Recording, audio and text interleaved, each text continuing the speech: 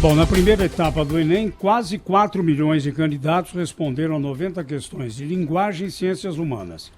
Não compareceram cerca de 1.200.000 estudantes que fizeram inscrição e não foram aos locais de prova. O destaque ficou para a ausência de temas controversos, que sempre estiveram presentes em edições anteriores. A prova não abordou, por exemplo, o período da ditadura militar no Brasil. O ministro da Educação, Abraham Weintraub, disse que só acessou os cadernos no dia do exame e explicou que o objetivo não é polemizar. O objetivo do Enem não é dividir, nem polemizar, nem doutrinar. O objetivo do Enem é selecionar as pessoas mais capacitadas. Ponto. É isso aí, é mesmo, para capacitar os melhores, né? Já a redação surpreendeu os estudantes. A democratização do acesso ao cinema no Brasil. E aqui eu respondo a dois ouvintes que merecem toda a minha atenção e respeito. A Lúcia Menezes e o maestro Edmilson Capelupi. Eles discordaram da minha colocação inicial de que se trata de um tema elitista. Eu mantenho isso. É um tema elitista. Qual estudante no ensino médio estuda cinema, por exemplo? Qual estudante? Claro que aqueles, né, que vão atrás de leituras. Eu acho que a questão é o Sim, cinema. a cultura em geral nós mal temos, né? educação. Não, sabe uma discussão sobre democratização do cinema, por exemplo, é a falta de sala de cinema em cidade média ou pequena no país. Isso é, acho que a democratização no cinema não é só uma questão elitista, mas é, por exemplo, acesso ao cinema. Quem tem acesso ao cinema? Essa é uma discussão interessante de ser feita. Enfim, mas acho que o acesso aí é de outro tipo, né? Você pode desenvolver capital, viu, Zé Paulo, Rafael, aqui a Thaís conhece bem aqui a nossa realidade. Tem aqui uma cidade, uma das maiores do Distrito Federal, chamada Ceilândia. Essa é uma cidade com 800 mil habitantes. Os primeiros cinemas surgiram agora, há 2 anos atrás. Os primeiros cinemas. Eu ouvi, né, relatos também de crianças de escolas públicas que passaram da cidade, que passaram a ser levadas em turmas para assistir a filmes nos cinemas do shopping que se inaugurou lá.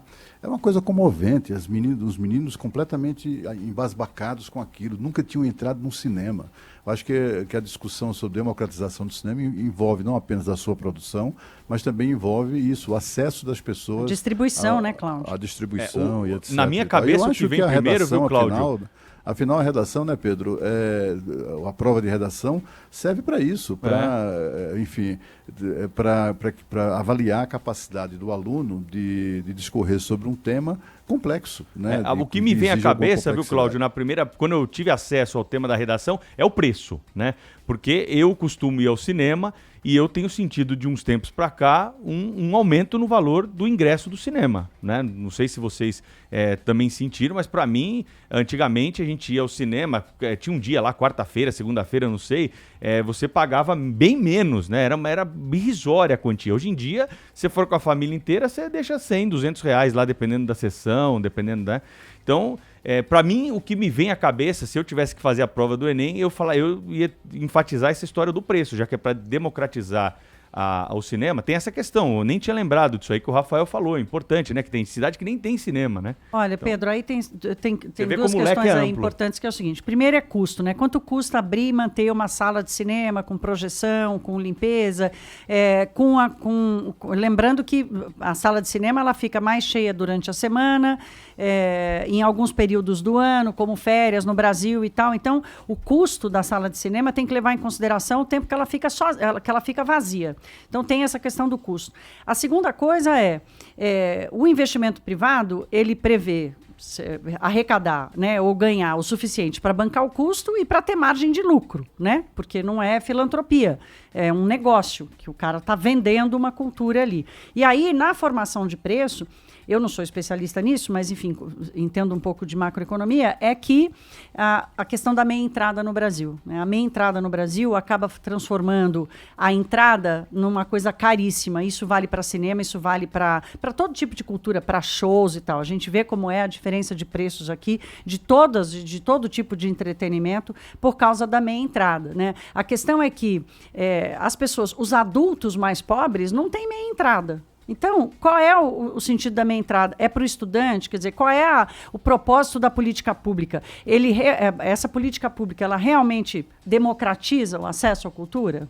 Não democratiza o acesso à cultura porque ela intimida o negócio de montar salas de cinema. Então, é mais um debate que a gente precisa ter, e o preço, claro, que passa por isso.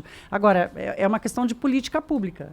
Está funcionando? Será que alguém se atreveu a falar sobre Lei Rouanet aí? Algum estudante? Então, eu tenho a impressão que há duas interpretações. A minha interpretação não é essa de sala de cinema. Cinema hoje você tem na televisão. É é de filmes. Eu entendi assim a postulação. Mas é uma interpretação válida também. Acho que é aberto, né?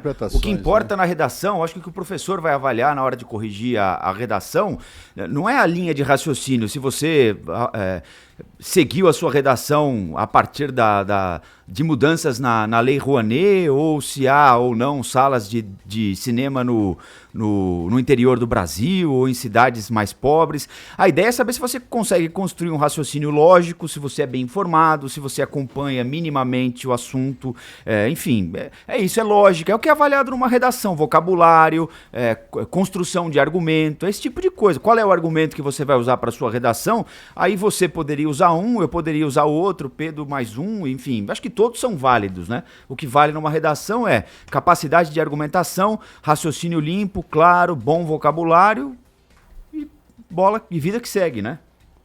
O fato é que o Cinema Paradiso ficou no cinema mesmo, né? Aquele filme belíssimo, né? O filme italiano belíssimo, enfim, é uma visão romântica do cinema, né? Cada vez mais rara de se ver nas pequenas cidades. Muito bem, mas foi expressivo o comparecimento, mesmo faltando 1.200.000 inscritos, foi expressivo o comparecimento, e na semana que vem vamos ter as provas de matemática, física, química, isto é, de ciências exatas.